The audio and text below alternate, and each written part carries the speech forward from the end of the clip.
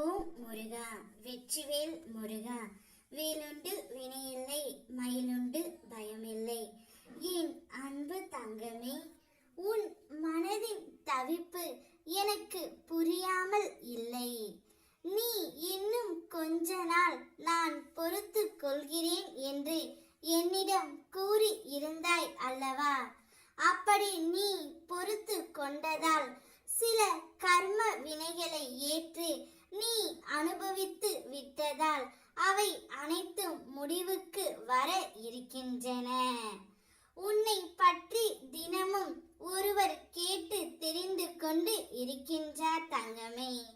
உன் உயிரான துணை தினமும் நீ என்ன செய்கிறாய் என்று அவருடைய நண்பரிடம் கேட்டு தெரிந்து கொண்டு உன்னை பற்றி அறிந்து கொள்வதற்காகவே கேட்கின்றார். உன்னை பார்க்காமலும் உன்னிடம் பேசாமலும் அவரால் இருக்க முடியவில்லை.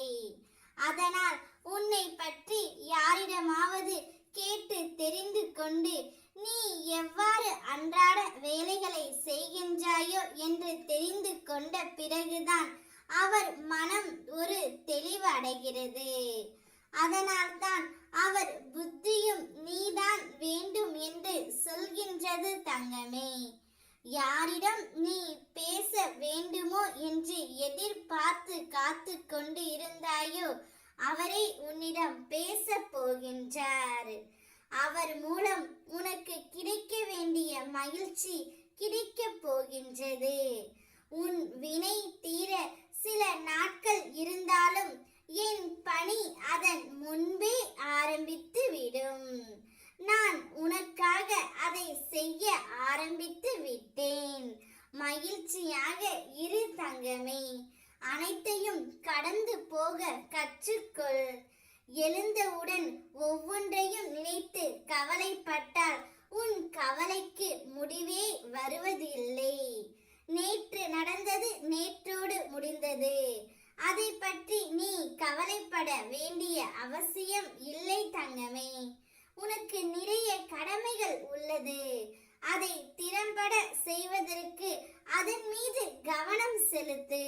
உன் கவலைகள் உனது நேரத்தை எடுத்துக்கொள்ளும்.